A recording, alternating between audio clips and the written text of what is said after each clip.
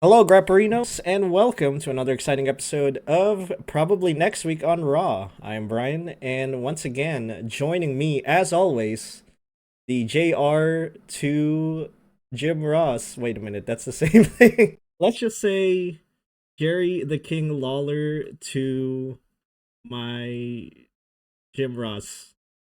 Mike. Say hi, Mike.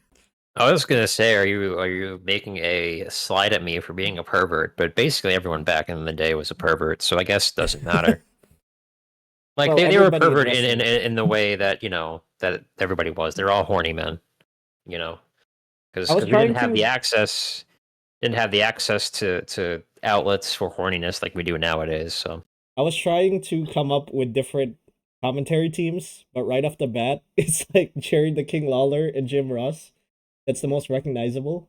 So that's the one I went with. It could have been like Joey Styles. You could be Joey Styles. Joey Styles is pretty cool, I guess, from ECW. I'm sorry.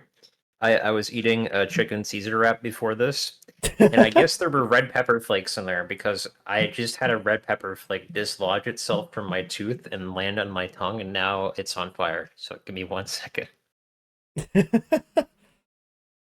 All right. Okay, all right, I'm good. Are we keeping that in? Is Sure, it's genuine. It's genuine content. that- Genuine content. It shows your human side. Yeah. Would you say that that salad is raw? I mean, it's cooked chicken. I hope the chicken wasn't raw. That'd be bad. Okay. Well, anyway, this is a show where Joey Styles and myself we try to book the next episode of Monday Night Raw, and we do it based on some rules. As always, we can only use people from Raw, although recently they've been using people from SmackDown. So I don't know. We might have to break this rule for this week since we're leading into Money in the Bank. Non-active wrestlers can be used within the realm of possibility. So people like Goldberg or I don't know, some other wrestler that you think can wrestle at this point in time who is not active can be used in our booking. Our booking includes announced matches for the next episode, including our predictions, who will win and how. And our booking can use any valid stipulation for any match aside from the announced matches because they are already announced. After we lock in our predictions and our bookings, we are going to watch the next episode of Monday Night Raw, and we are gonna score based on the patented and absolutely scientifically correct scoring system with 1 point for each person competing in a match, 1 point for who won and how, and 1 point for stipulation. Promos, half a point for each person coming out, and one if that person comes out first, and 1 point for each topic that we talk about, or I should say, the wrestlers talk about. 1 point for the correct order of segments from beginning to end of the show. Zero point 0.5 points if the predicted promo person is in the match and vice versa. Anything announced between the video release and the show counts towards the scoring system. And backstage segments and ad-free segments for Raw do not count. So, let's take a look at scores. Okay, so I might have been also lenient with my scoring for Monday because I got 8.5 points. Mike, I think you got 3. I'm pretty sure I was kind of accurate with my booking, Yeah, incorporating the you pretty rules. much were. I tend to have like a good start. Like I tend to actually start off really well, and then my booking just falls apart like in the middle of the card. I have a pretty good idea of like how the show will start, like who will come out first, what the first match will be, and then beyond that, it's just like nope, nothing. Yeah, So you're like I felt that WCW this in the week. 90s. Exactly, yes. We were just running back the Dark Carnival versus Kai and Tai, but I I felt that this week where I had a good idea of what would happen in the beginning of the show. I had a decent idea what would happen to end the show, but I couldn't figure out what the fuck was going to happen in the middle. Yeah. I had no idea what they were going to do. So I think I got something right though this week. I did make something of it. All right. Well, let's see if you are accurate for this week because it's Money in the Bank season. They're building up for Money in the Bank, so we shall see. So let's take a look at the announced matches. We got 2 Money in the Bank qualifier matches. One for the men, as CM Punk takes on AJ Styles and El Grande Americano. And a Money in the Bank qualifying match for the women, as Stephanie Vaquer takes on Liv Morgan and Ivy Nile. So without further ado, let's book this stuff. Starting with an Io Sky promo in my version of the show. We're going to have Io Sky come out, and she's going to say something along the lines of, I am the champion, I have the title, and there is no one that can take this title away from me. She is the women's world champion. She won it at WrestleMania, and she will keep it as long as possible. And then we're going to have all the qualifying match winners so far for Money in the Bank come out and state their case for winning the Money in the Bank match. They'll say something like, oh, I'm going to win Money in the Bank, and after that, I'm going to use it on you, Io Sky, so you better watch your back, sis. And then, after all of the women state their case, Liv Morgan comes out and says that she's going to win Money in the Bank, going to catch it in on Io Sky, and Liv is going to get her title back. And that starts a brawl between all the women. And Adam Pearce comes out and says, everybody get the hell out of here. Get to the back. Except for Liv, because Liv has a match. And we are going to transition to the next match.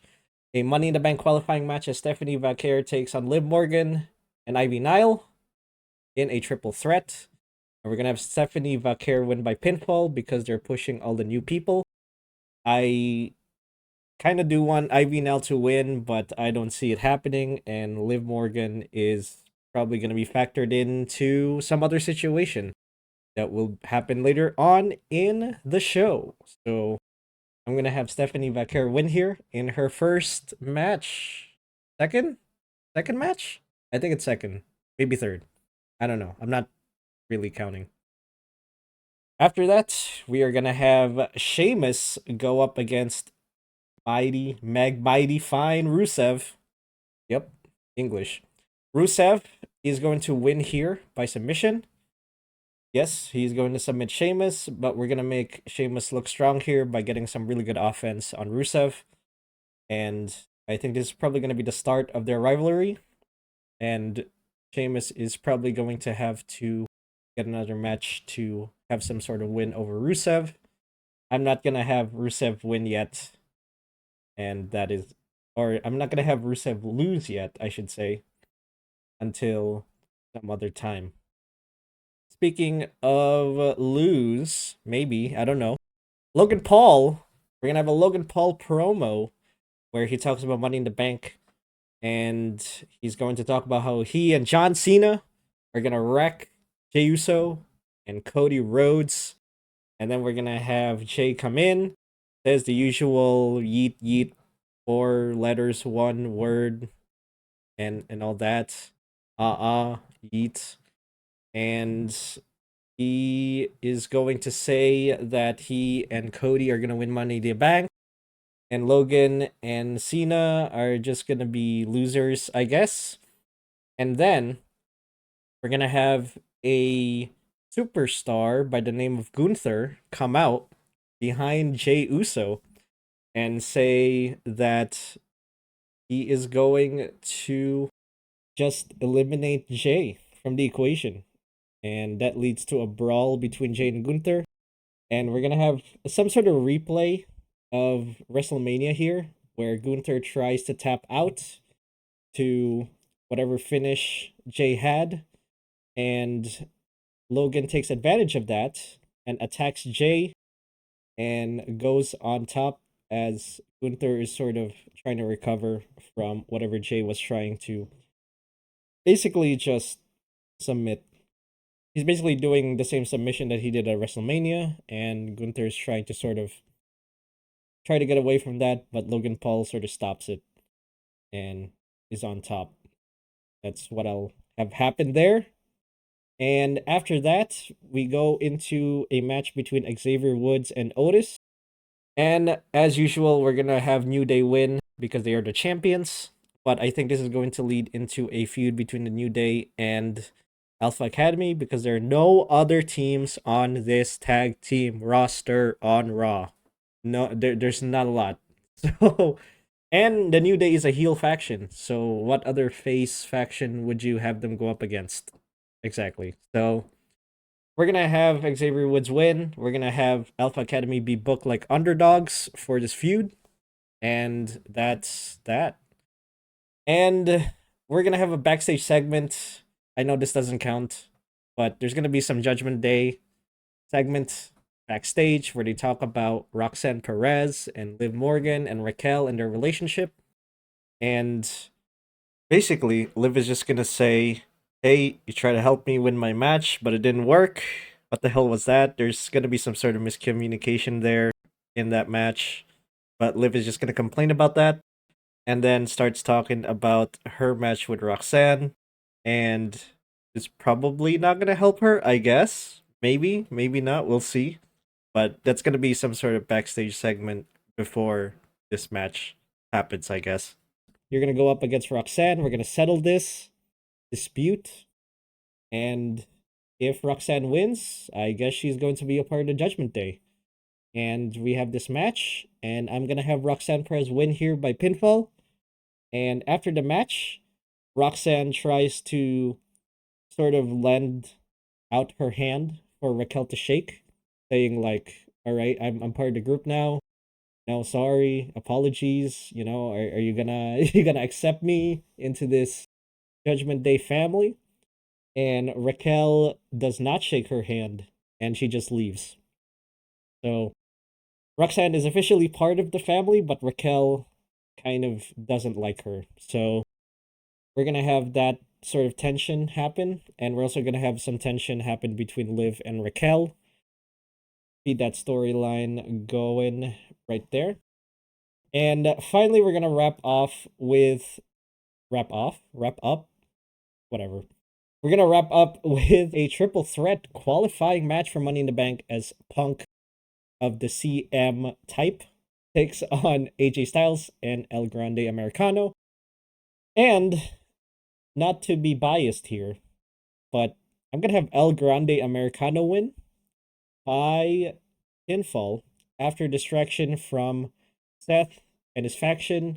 They're focused on CM Punk, so they're gonna take out CM Punk as much as possible so he doesn't get into Money in the Bank. So I don't think CM Punk is winning. AJ Styles is AJ Styles. He's probably gonna get factored into some other storyline. Sorry. As phenomenal as he is, he's not gonna get inserted into a phenomenal storyline. So that's too bad. And El Grande Americano needs this win. He is an up and coming wrestler, and he is going to use the Money in the Bank briefcase to catapult himself to the top where he belongs because El Grande Americano is great. I think the people love him, and I think that El Grande Americano is great. Push them. Push him, I mean. But anyway, that is my card. Any questions, Mike? What do you think about all of that? Yeah, I have a few questions. So, who did you say was winning the women's Money in the Bank match? Was it Stephanie Vaquer? Yeah. Okay. All right. Yeah, I had the same thinking on the Sheamus and Rusev stuff at first, but I felt that they might want to wait a little bit, like maybe till after Money in the Bank to start that build. And I don't think they're gonna get a match right away. I think they might build that up a little bit, and I didn't put Rusev in this show for that reason, but that probably will actually happen. I'm interested to understand why you think they're gonna go back to Gunther tapping out. I mean, my booking, I had Gunther being more of like a gentleman heel, like a very like honorable type guy. Like, what you're thinking in terms of how they would go forward with Gunther again? So I would say that Gunther would sort of try to tap into Jey Uso's, I guess, weakness or something like that. He's going to be like an honorable, as you said, he is going to be an honorable guy, but he sort of has this thing in terms of getting under people's skin. So he's definitely going to use that to his advantage.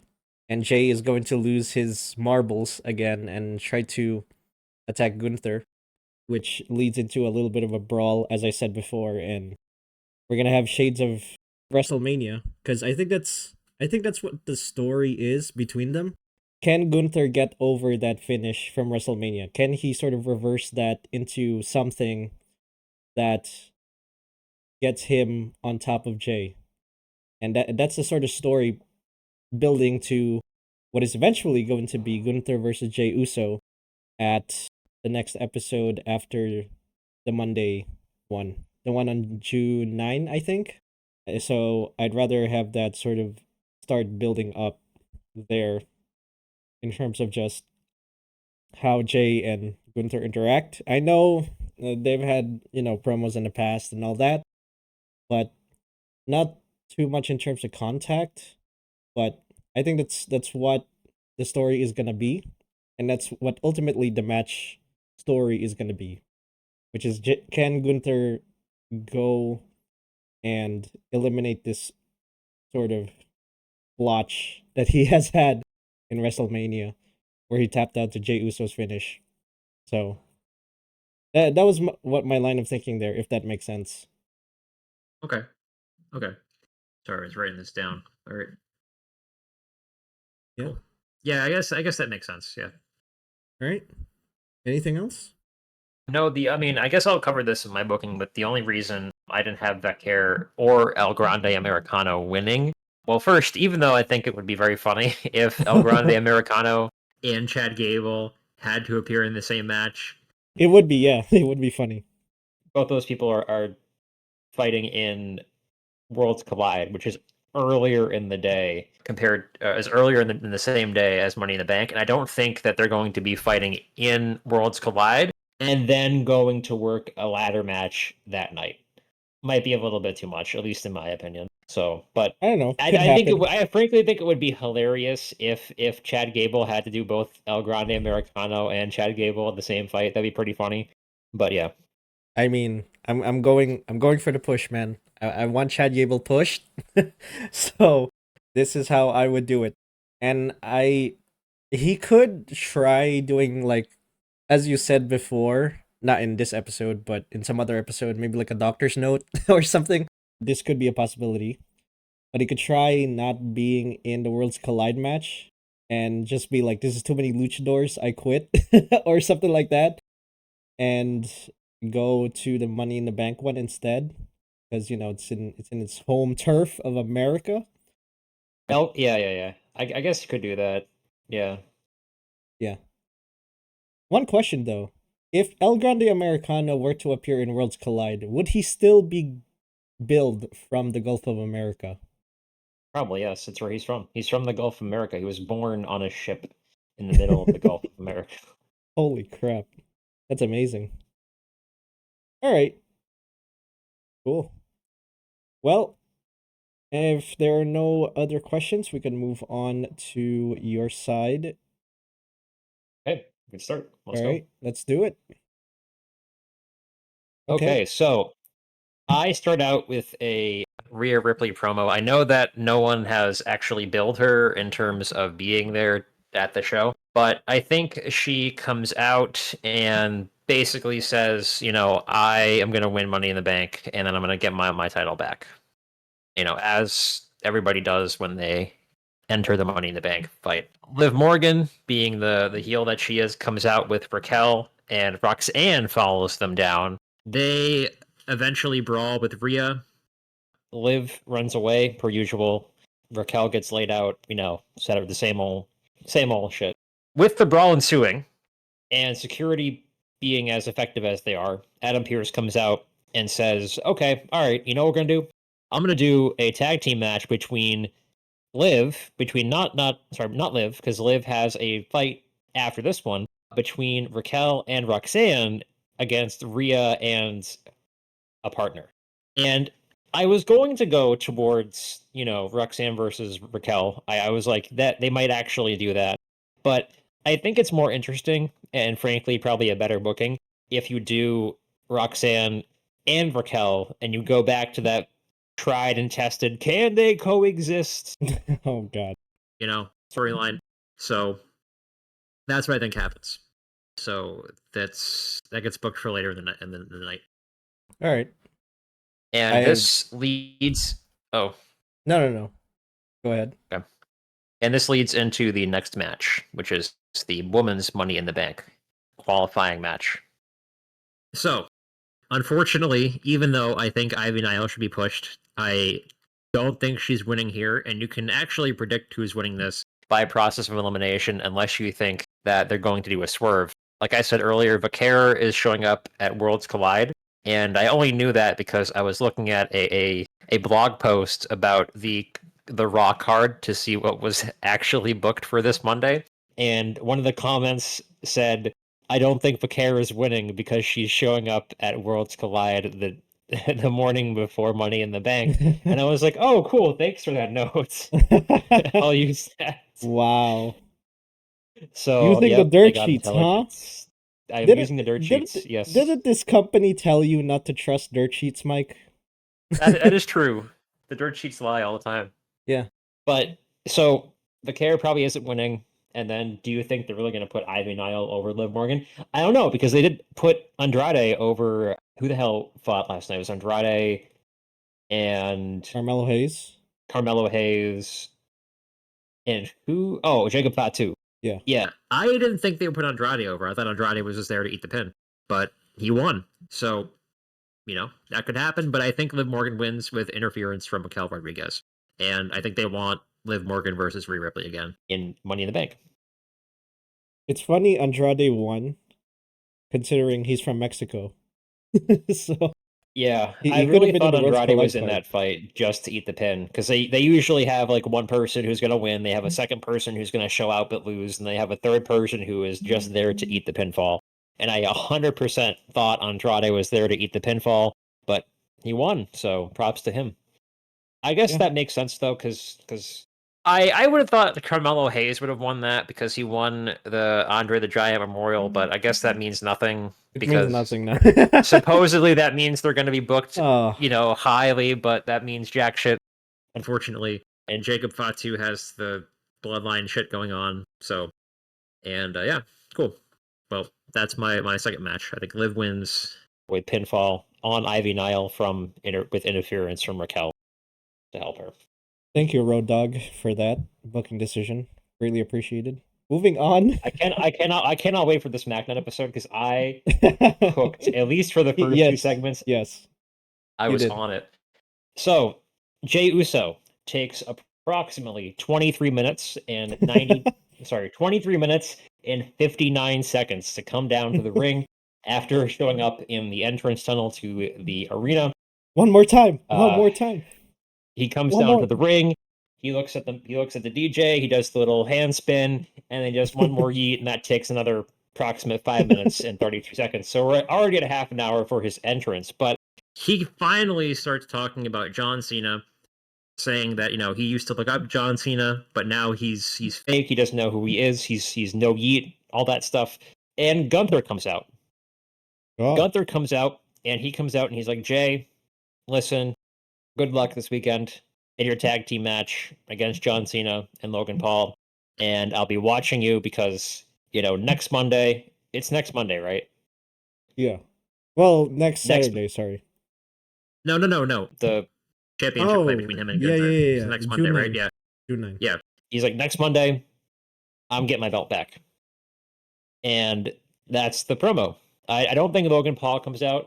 I don't think that Gunther actually attacks him. I think Gunther says, good luck. Next Monday, I'm getting my belt back.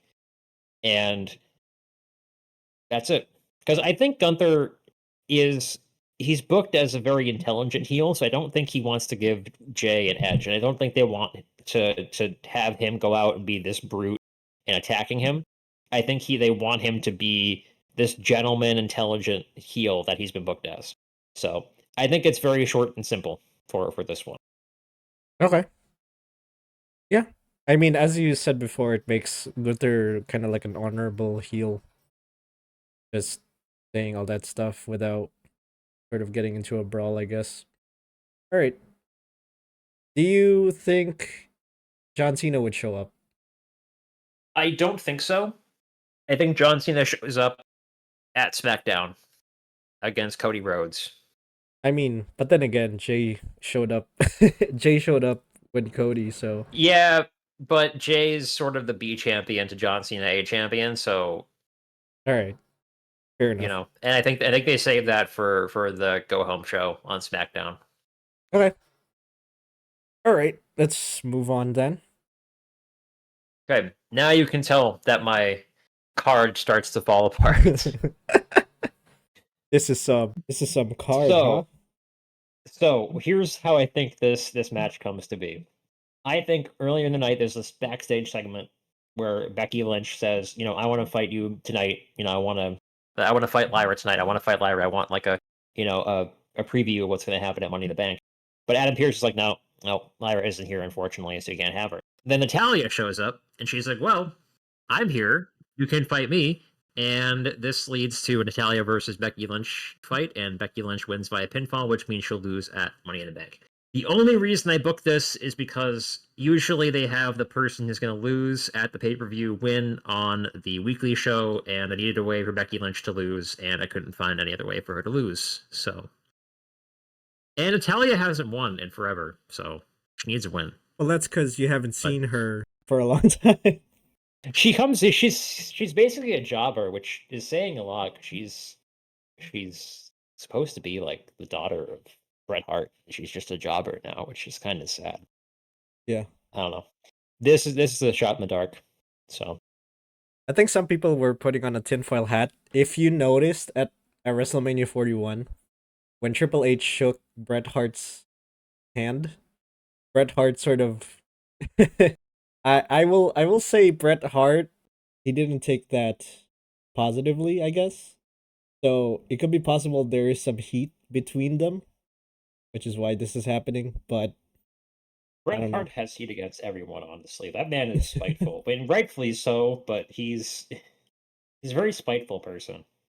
I Yeah. think He's maintained a lot of grudges and he doesn't forget them. he does. He does. Yeah, he does not forget. He does not forget. Yeah. All right. I mean, I would love to see Natalia back again, but unfortunately, I don't think this is gonna happen. But we'll see. Triple H could change his mind. Maybe. We'll see. But anyway, moving on.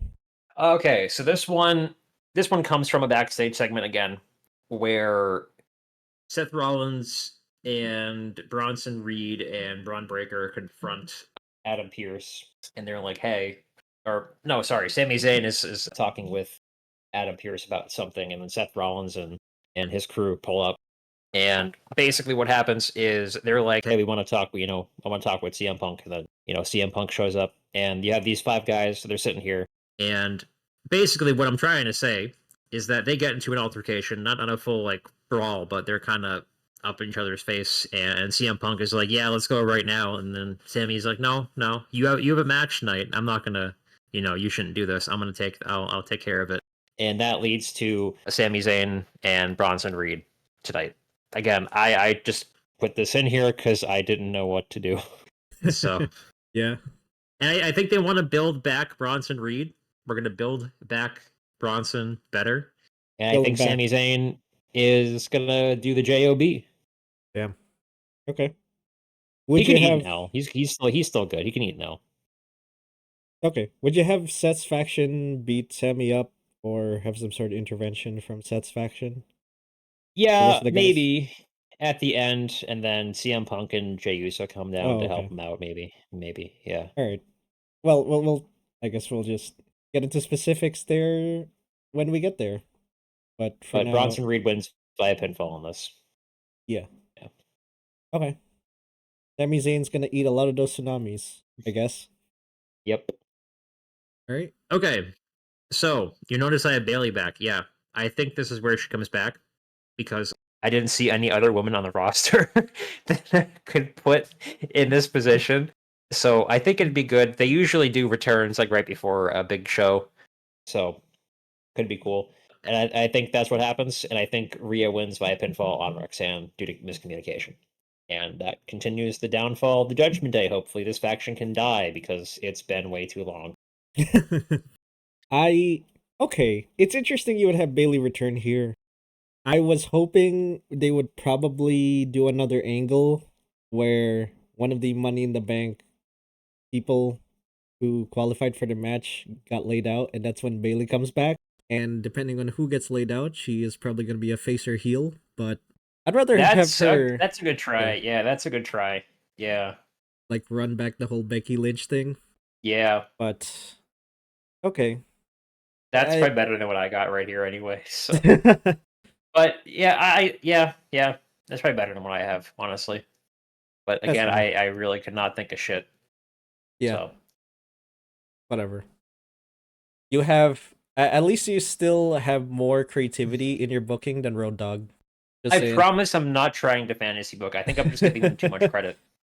I'm just giving them way too much credit, and like I said, I start out strong because you can kind of tell what they're gonna do based on like how the last show ended and what's Yeah, coming up. And the mid card is might as well be fantasy booking because you have no idea what the hell they want to do, man. yeah, Like especially looking at the notes from last show, it is like there was nothing I could pull from like last nothing. show that would be like other than Rusev and Sheamus, but I don't think they're gonna start that this week. So Let me guess. New Day comes out, cuts another generic heel promo, hating on the city, hating on the sports team. Oh no, again, again. I wanted to include New Day, but there's no other tag team on Raw that I can do to go up against New Day other than the War Raiders again. I guess you could do Alpha Academy, but they just got their ass handed to them by Rusev. So, Yeah. but Uh yeah. It's not really a tag team division, as we said last unlike episode. SmackDown, SmackDown is a Unlike really good SmackDown. tag team division. Which is why the freaking uh which is why the Wyatt Six should have been on Raw. I don't understand this, man. I don't understand. But okay, anyway, we're gonna move on to the last one here. So, main event Money in the Bank qualifying match. I think AJ Styles wins this with interference from Seth Braun and Bronson Reed on CM Punk. I think El Grande Americano eats the pin here. I think the reason this happens is because CM Punk, even though it'd be great to have him in Money in the Bank, I think they want him to eventually feud with the heel that ends up winning the World Heavyweight Championship, whether it be Seth Rollins or whether it be Gunther. I think that's what they want to do. And I don't think he makes Money in the Bank for that reason. Plus, he doesn't have a great aerial offense, and Money in the Bank is a ladder match. AJ Styles has some aerial offense. Makes more sense. Yeah. El Grande Americano. Chad Gable is already at Money in the Bank, even though I said it would be very funny if they both qualified.